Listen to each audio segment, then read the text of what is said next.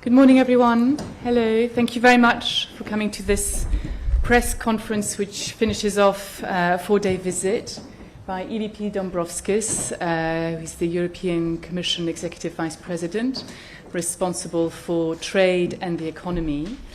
What we wanted to do is just give you an overview of this visit and, of course, also of the high-level economic and trade dialogue that we held yesterday. Some of our impressions, and we'll be very happy to take your questions. The EVP will give some introductory remarks, and then we'll go to your questions. We have just under an hour. Okay, EVP, over to you. Good morning, ladies and gentlemen. Thank you for joining us today. This has been a very stimulating visit to China, which focused on two priorities. First, delivering EU's perspective on geopolitical developments. This is important to build understanding and set the right tone. Second, I have engaged closely and constructively with my counterparts to take stock of bilateral relations. We also explored options for EU-China cooperation on a global level.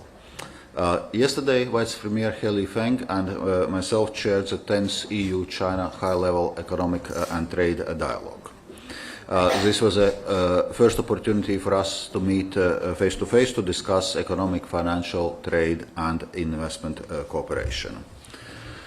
We met at the time of rising geopolitical tensions and increased risks of global market fragmentation.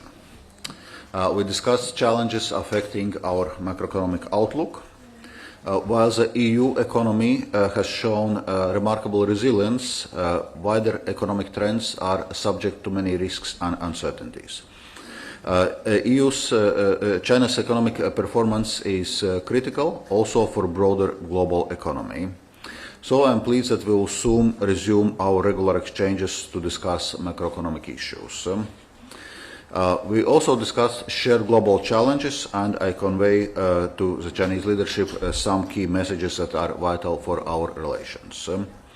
I have been very clear in all my engagements that responding to Russia's aggression against Ukraine is not just an EU priority, it's a decisive factor for virtually all priorities at the present time. We believe Russia's aggression to be unprovoked, unjustified, illegal and barbaric. The war has caused a humanitarian crisis in Europe. We have given shelter to over 4 million war refugees from Ukraine. We are committed to supporting Ukraine to victory for as long as it takes.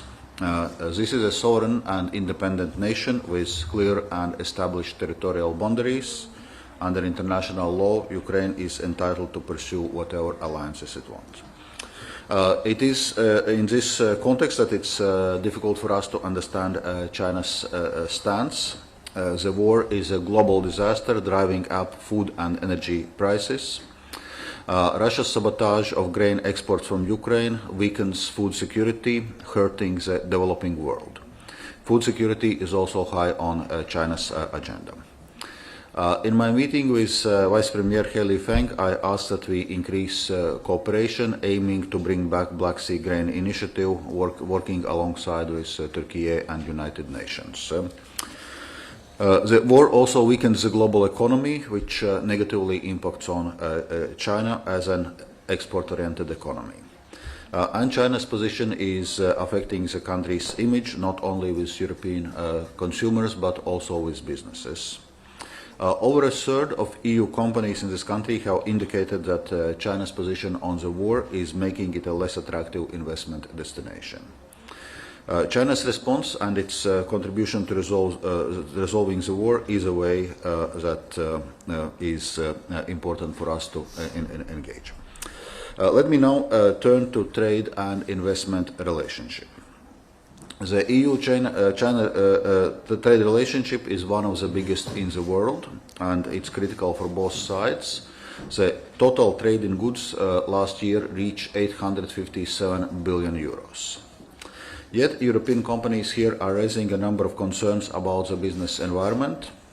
Addressing those would help China to retain its capacity to attract and retain foreign investment and meet the objective of a sustainable, high-quality economic development. The EU remains China's biggest export destination, and EU companies remain a substantial presence in the Chinese market. However, to continue on mutually beneficial paths, rebalancing is necessary. The current EU's trade deficit with China stands at nearly 400 billion euros. We also have real concerns about market access and other challenges. In a recent survey by the EU Chamber of Commerce in China, nearly 2/3 of respondents indicated that doing business has become more difficult. The business environment has become more political and less predictable. We have requested that our Chinese partners engage with us on these challenges. Specifically, we wish to see greater transparency, predictability, and reciprocity.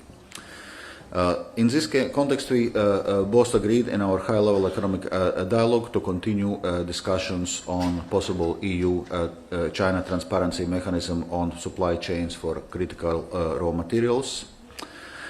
We have a number of areas where more work is needed. The agri-food sector, where we will still need to work towards recognition of so-called EU zoning rules or regionalization, so as not to hamper wider exports in case of localized animal diseases outbreaks. Further work will be needed to improve public procurement access for European medical devices. This is also for the good of Chinese citizens who should get access to best available healthcare technology.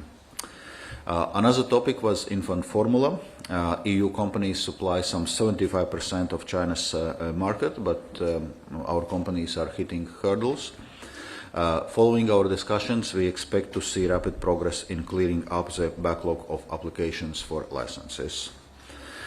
We also hope to lower the administrative burden and far-reaching disclosure requirements on European cosmetic products sold here in China, which we need to address, so we agreed to set a working group to address these issues. And let me touch briefly also on legal uncertainty related to data. This is causing real anxiety among European companies here in China, as new legal rules are making it very cumbersome to operate effectively. So we will build on the agreement reached earlier this month by European Commission Vice President Jourova and Vice Premier Zhang to provide clarity and facilitate compliance of EU businesses with Chinese data laws. Finally, I'm glad we managed to have insightful and positive discussion on financial services, setting up a new working group on financial regulation. Allow me to say a word about enhancing our multilateral cooperation. This includes engagement on debt relief efforts at G20 level and improving coordination in the World Trade Organization. The EU and China cooperate proactively on many WTO files, but we could do more together on overall reform. The EU is convinced that this is in China's direct interest because reform, well-functioning WTO can be a cornerstone for countries' growth and development. To conclude, I'm thankful to my Chinese partners for an engagement that has been both candid and useful. The EU is keen to translate this engagement into mutually advantageous results without delay. Thank you. Thanks very much. We'll go straight to your questions. I'm afraid I don't have the pleasure of knowing you all, so please introduce yourselves and the name of your media. Our colleagues will come around with a microphone, so please go ahead. Okay, first off the mark, we will go with CNBC, please. Thank you. Thank you. Evelyn Cheng from CNBC. I have two questions. One is, what is your sense of the state of the Chinese economy from your conversations with the Vice Premier and the risk from the property sector? And then the second question is around the EU probe into subsidies for Chinese electric vehicles. How did the Chinese respond to that? How did it affect your ability to reach agreements with the Chinese side? Thank you.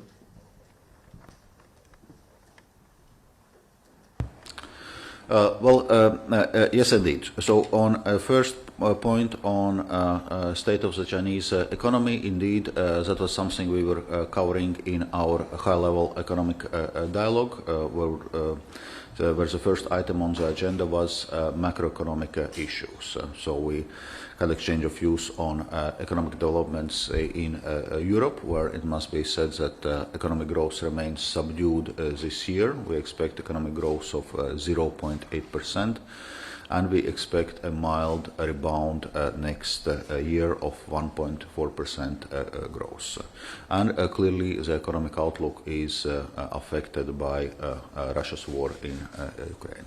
As regards state of play of Chinese economy, we see a rebound from opening up from COVID-19 pandemics, but it's proving not as strong as initially expected, and indeed there are certain structural issues in Chinese economy to be addressed, including, as you mentioned, in real estate sector and concerning high indebtedness, notably on local government level.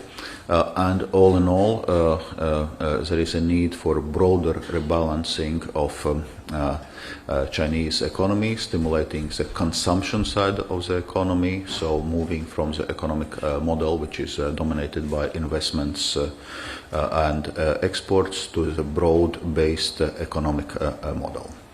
On the second question on our anti-subsidy investigation on battery electrical vehicles, indeed this topic was raised in pretty much all meetings with my Chinese counterparts, so we had opportunity to discuss it in depth. So there I had been providing clarity that the EU will be conducting this anti-subsidy investigation in full line with our EU rules and applicable WTO rules and principles. For anti-subsidy investigation, there are two elements which are important. So one is the presence on production side subsidies, and this is exactly what we are going to investigate, and where we will have also sufficient opportunity to engage with both Chinese administration and businesses. We had a broader discussion on subsidization of electrical vehicles, because EU is also providing subsidies for electrical vehicles, and our intention is actually to phase out internal combustion engines by 2035, when they will no longer be allowed to be sold in the EU. So this move towards electromobility is taking place, but we provide subsidies on the consumption side. So we provide subsidies. Many EU member states provide subsidies when electrical vehicles are being purchased. But those are subsidies which are available to all producers. So it can be European or American or Chinese electrical vehicle. Consumer still gets a subsidy. So that's what distinguishes these consumption side subsidies from production side subsidies, which we are going to investigate. And a second important element for anti-subsidy investigation is risk of injury for EU industry, which we assess that it is there. In the last 2-3 years, share of Chinese brand electrical vehicles in the EU market has increased from less than 1% to 8%. And it has been like exponential growth, and clearly if it continues this way, there is a risk of injury for EU industry. So those are the elements which are behind this investigation, but as I outlined, it's going to be a facts-based investigation, fully in line with respective EU and WTO rules. Thank you. We'll go to CMG, please. Thank you.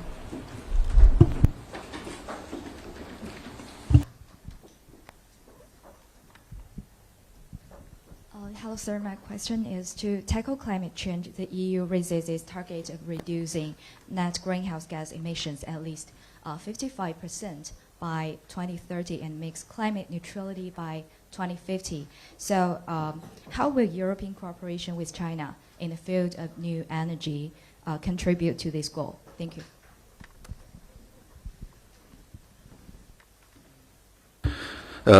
Indeed, as you already pointed out, in a context of European Green Deal, we aim to reach climate neutrality by 2050, and we have a 55% emission reduction target by 2030. And we are fully committed to those targets and implementing a wide range of measures across different sectors of economy to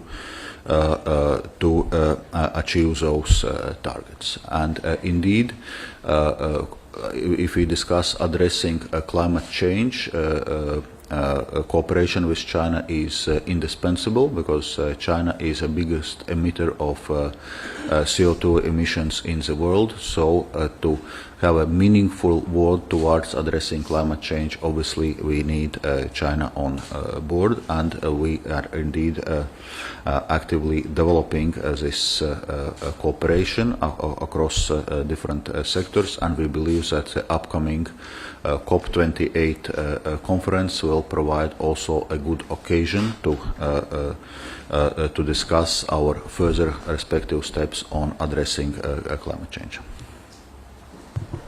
Okay, I'm going to go for Bloomberg next, then we'll move to the other side. Thanks.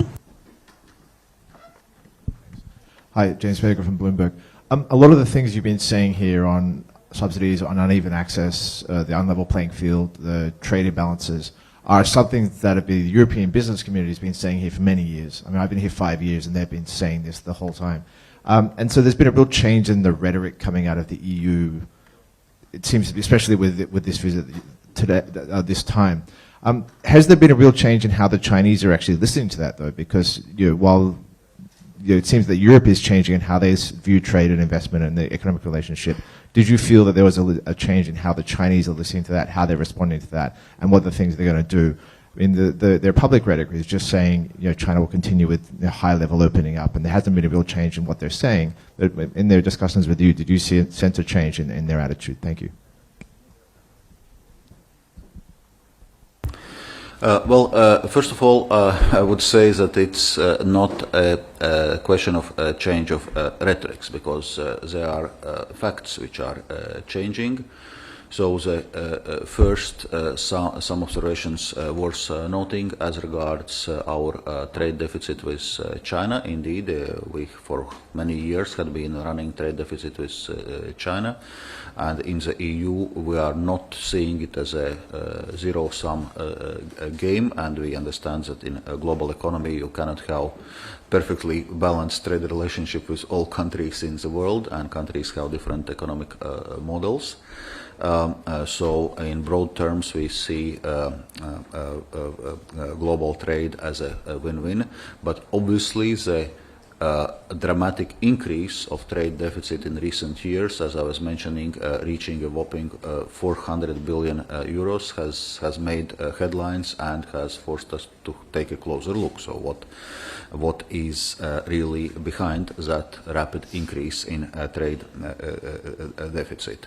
And second, you mentioned indeed concerns being raised by European businesses, but also there just recently EU Chamber of Commerce in China published its latest survey in which, as I was mentioning, 2/3 of companies are saying that doing business in China is becoming more difficult, and that's the highest number of companies saying so in recent future. So also there it's worth looking what are the developments driving these concerns in the European companies, which seem to be increasing, not decreasing.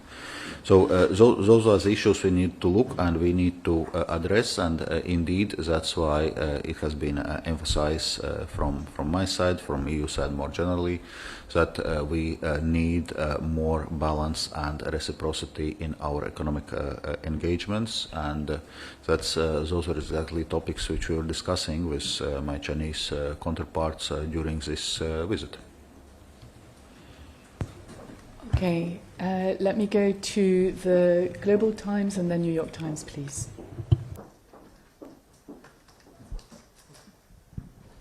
Thank you. I have two questions. One is that can you give a comments about the achievements that you think that made for this visit? And second, you talk about the financial cooperation that the two sides are hoping to push forward. So what are the potentials do you think that both sides can tap into in this sector? Thank you.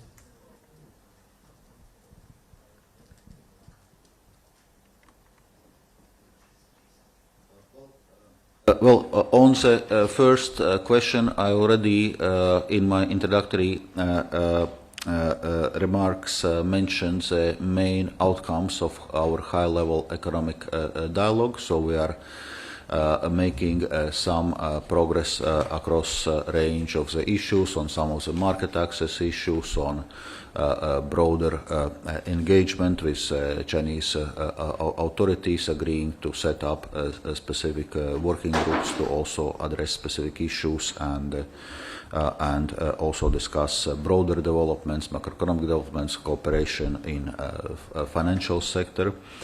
If we discuss specifically cooperation in the financial sector, as I was mentioning, indeed we had a positive exchange in yesterday's high-level economic dialogue, and we agreed to set up a working group on financial services, focusing on a number of issues, on the market access issues for the European financial sector companies, on cooperation in areas on green finances and fintech. It must be said that also my personal experience of engagement with People's Bank of China on the area of green finances has been a positive one. I have been working together with my Chinese counterpart for People's Bank of China on setting up international platform on sustainable finance, also on other initiatives in my previous portfolio when I was responsible for financial services. And so there is obviously the scope to broaden cooperation in this area. And we also agreed to discuss questions related to data flows in the area of financial services. I already made this point on broader data flows issues, but obviously for financial sector this is a particularly pertinent issue, and also for any financial services provider to be active internationally, whether it's Chinese or European company, to ensuring the data flows across the borders is key. Without this, it's very difficult to conduct to provide financial services across borders. So this data flows issues is indeed a critical issue, and there with the new data governance laws in China, including with anti-espionage law, there are new concerns which needs to be discussed, and indeed European companies need clarity how to address those data laws. There are also many concepts which are not sufficiently specified. For example, what constitutes important data, how it's determined, how those data flows are being ensured. So that's a new development, but we believe that's a development of systemic importance. So it's positive that we agreed to engage on this more broadly, but also specifically in the financial sector.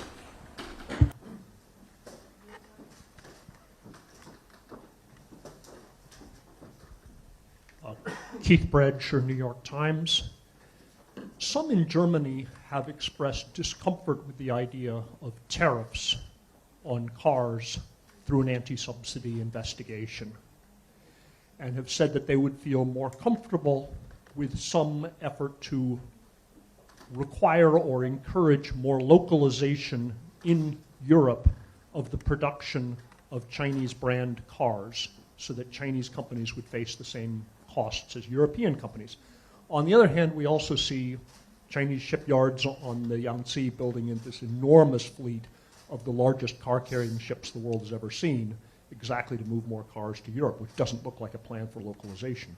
So are you discussing, if not forced localization, then incentives for localization, even though under WTO rules since 1993, it's hard to force companies to localize? Thank you.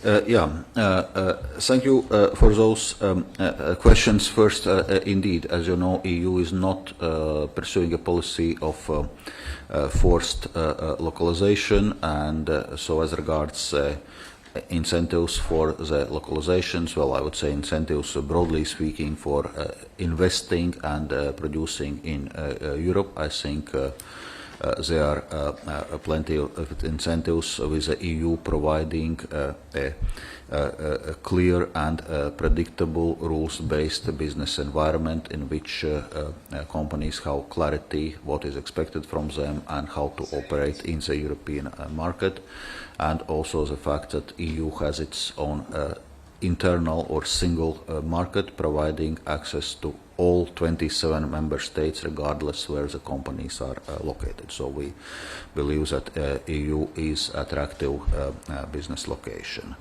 When we discuss the question on production on electrical vehicles, well, that's exactly one of the topics which we need to address, because in EU, as you know, we have our state aid rules which are limiting the room of maneuver for member states to provide production side subsidies to its producers, be it electrical vehicles or any other sector.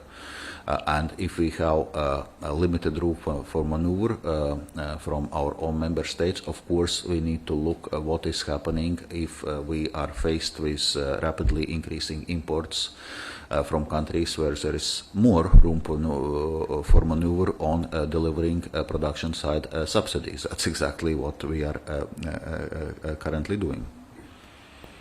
Okay, thank you. I'll go to Kaixing next, and then we'll go back to this side. Thanks. By the way, I can see a couple of you recording. Just to say, there will be video footage available of this press conference on EBS, which is the platform for the European Commission.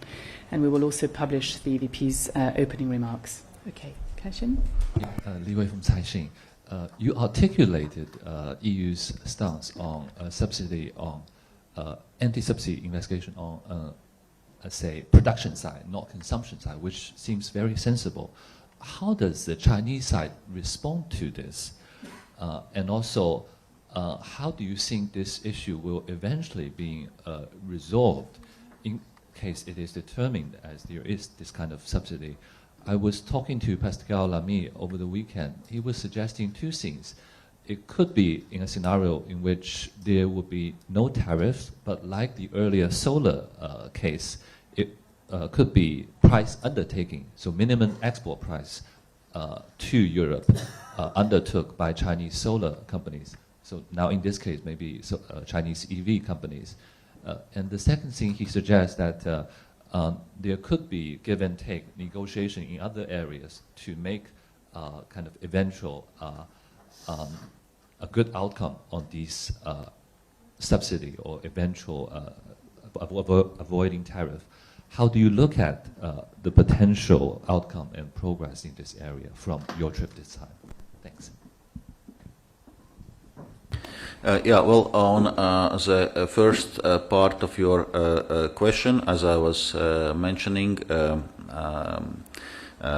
Chinese authorities obviously were raising this question and expressing their concerns about this. So I was providing the reassurances, as I said before, that this investigation is going to be conducted on a facts-based manner and in line with applicable EU and WTO rules. So it's important that we'll have occasions to engage with Chinese administration, with Chinese industry to clarify the facts, and so the outcome of investigation is going to be determined by those facts. So currently I cannot prejudge the outcome of the investigation, but in any case it's clear that we stand ready to engage with Chinese authorities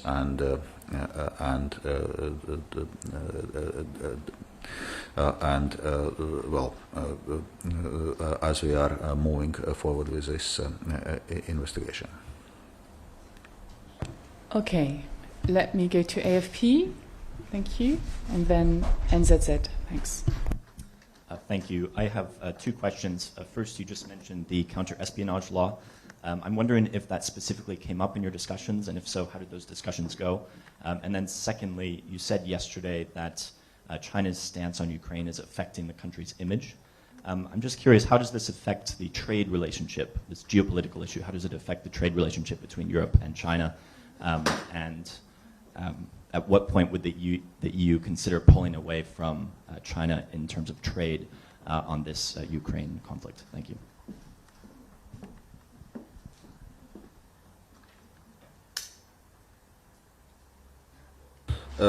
So on the first point, during my visit in China, both in Shanghai and here in Beijing, I had a meeting with European Chamber of Commerce in China to discuss concerns of European businesses.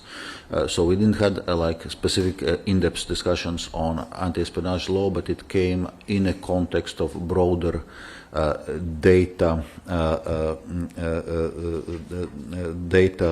transfers and data-related issues. I was already talking about this in introductory remarks, and once again, just to reiterate that this may be issue of systemic concern, and it may affect all internationally active companies, not only European companies, but also Chinese companies, so there may be unintended consequences. So indeed that requires attention and engagement. So it's positive that we have this engagement now from Chinese authorities. So we agreed to build on the, as regards this data laws on the agreement which was reached earlier this month with European Commission's Vice President Jourova and Vice Premier Zhang to set up a specific mechanism to provide clarity and to facilitate compliance with those data laws by European companies, and that's also one of the priority areas specifically in the topic on financial services. On the second question on Russia's war of aggression against Ukraine, indeed, as I was mentioning, I had been raising it with my Chinese counterparts on also informing how it's affecting China's perception in the EU and also among European businesses, and urging for more engagement, including on areas, as I was mentioning, the resumption of Black Sea Grain Initiative, because that's important first and foremost for the developing countries to ensure food security and food affordability, also for greater cooperation against sanctions circumvention and battlefield items reaching Russia and potentially battlefields in Ukraine. So in any case, we are seeking greater engagement with this on China, and also using this visit to provide, so to say, more input and clarifications on the EU position in this matter.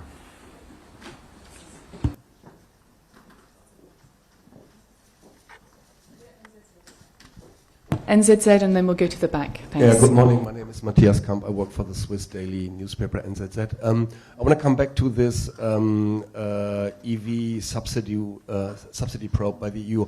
Would it be an option for the EU to only provide consumer-side subsidies for the purchase of EVs if the manufacturers actually produce their cars in Europe? Is that being considered?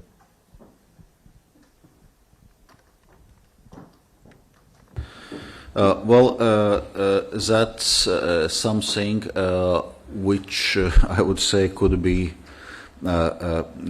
doubtful from the point of view of compliance with the WTO rules, also with a number of our bilateral trade agreements, because in this case those would be discriminatory subsidies and trade distorting subsidies. As you know, we ourselves had been raising extensively concerns with United States on their Inflation Reduction Act, where exactly these kind of subsidies linked with local content, local assembly requirements are being provided. As you know, we have found some halfway acceptable solution on this bilaterally with US. But we do not have intention to pursue this approach in the EU. So, but then, of course, while we are playing by the rules, we are expecting also others playing by the rules, and we need to be able to defend itself when we see presence of trade distorting subsidies in one form or another. Okay, thank you. We'll go to the back. CGTN there, please. Thank you. This is reporter from CGTN, and I have two questions. The first one, you have called for fair composition, but actually currently the EU is launching probe into Chinese electric vehicles, and Beijing says it's kind of protectionism. So how do you see this kind of differences between the two sides? And the second one is about the China and the United States are launching two working groups on the economic fields. So will this in fact use a trade policy towards China? Thank you very much. Yes.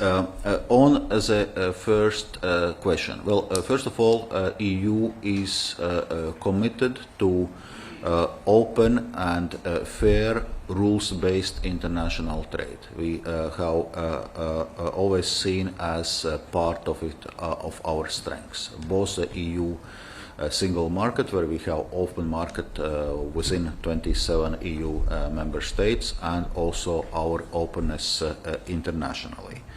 So, from that point of view, is clear that EU is not pursuing protectionist policies and is actually rejecting protectionism. But as I was mentioning before, when we discuss open trade, this open trade also needs to be fair. So if there is a presence of trade distortive measures, we need to be able to address those trade distortive measures. So that's the way how we are approaching the question of trade, and once again to come with a specific investigation, as I was mentioning several times before, is going to be conducted in line with applicable EU and also WTO rules, so in line with international practice in dealing with these kind of issues. As regards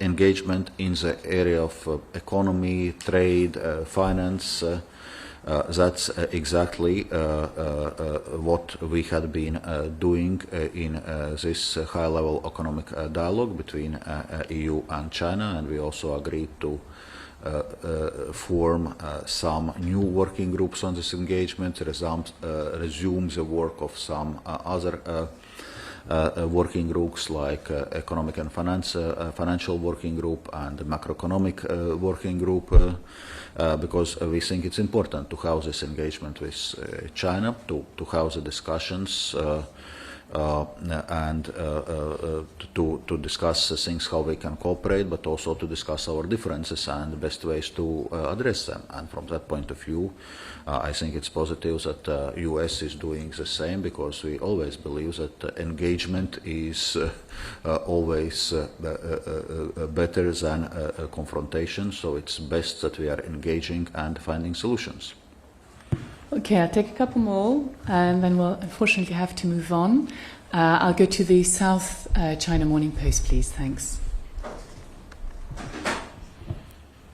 Good morning. Two questions. One is to follow up on China's response to your concerns voiced on Russia's war in Ukraine. You mentioned that you wanted China to help bring back the Black Sea Grain Initiative. I wanted to ask how their response is to this suggestion particularly. And secondly, to sum up from your trip, how would you describe how your attitude has changed, if any, towards formulating the EU's broader economic security strategy? And would you say you're more certain that de-risking is necessary? Thank you.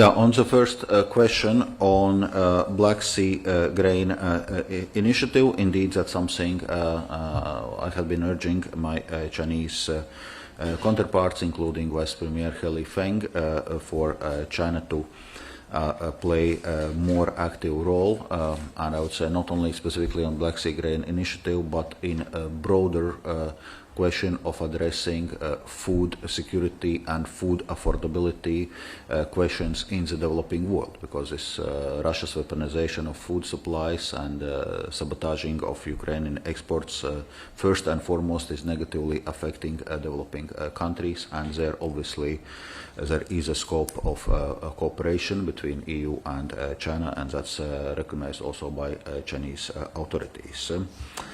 Then on the second question on economic security strategy, indeed, that was also one of the topics we were discussing in a high-level economic dialogue, where we used the occasion to provide the main elements of our economic security strategy, where what I was emphasizing that it will be targeted and precise, so the national security needs to be narrowly defined concept, so it cannot get excessively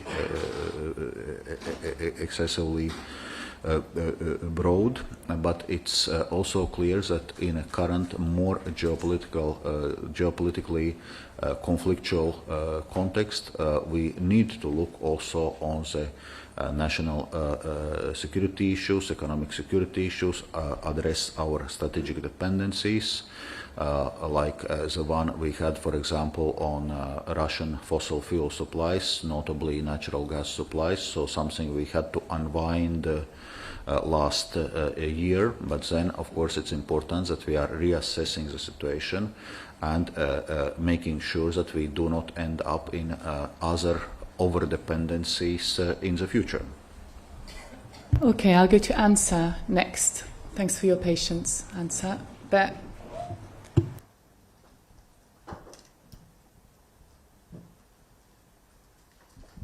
Hi, Antonio Fatigoso for ANSA Italian News Agency. So, as you pointed out during your trip to China, the European Union has a huge trade deficit, so almost 400 billion euros. So my question is, how do you think it's possible to fix the problem, considering that almost 10 years of tariff war launched by the US didn't solve the situation on the US-China bilateral trade relations?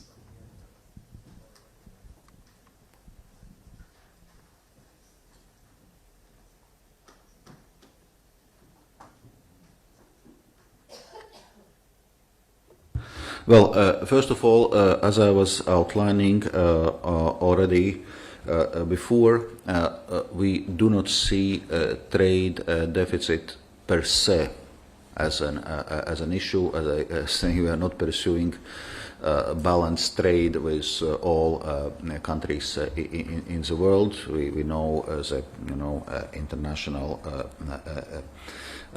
economic flows, international distribution of labor, if you want, which obviously results in also different trade balances which we are running in different countries. So this is not the aim per se, but obviously when the trade deficit has been exploding in recent years, we have to look. So what are the reasons and what needs to be done to address. So therefore one part of the answer is that we are not seeking to eliminate trade deficit or do not necessarily see trade deficit as something which is bad per se, so that's not something we are focusing on. Second, we are looking what are the reasons for a recent increase, and there are numerous, and one of the elements which we can address is exactly the questions of market access issues, sector by sector, where we see that in a number of sectors, in terms of our respective levels of openness of our markets, EU's market is more open to Chinese goods and companies, and China's market is to European goods and companies. So that's why we had quite extensive discussions in our high-level economic dialogue, specifically on those market access issues. And in introductory remarks, I was also telling so what kind of specific deliverables or agreements we now have from this high-level economic dialogue, but clearly these issues will continue to be high on our agenda. So we are seeking more reciprocity in our relations, and we think that also will provide for more balanced overall relations. Okay, I think we're going to have to probably wrap up. I'll take one very last one. I saw Phoenix earlier, but I'm not sure they were there. Okay, then I will go with NRK. Thank you. Thank you. Philip Lowe from the Norwegian Broadcasting. One question about the upcoming Belt and Road Summit and the current geopolitics. Is the EU still interested in engaging with the Belt and Road, or is the interest fading, and is the EU looking at alternatives? And what do you make of President Putin's presence at the upcoming summit?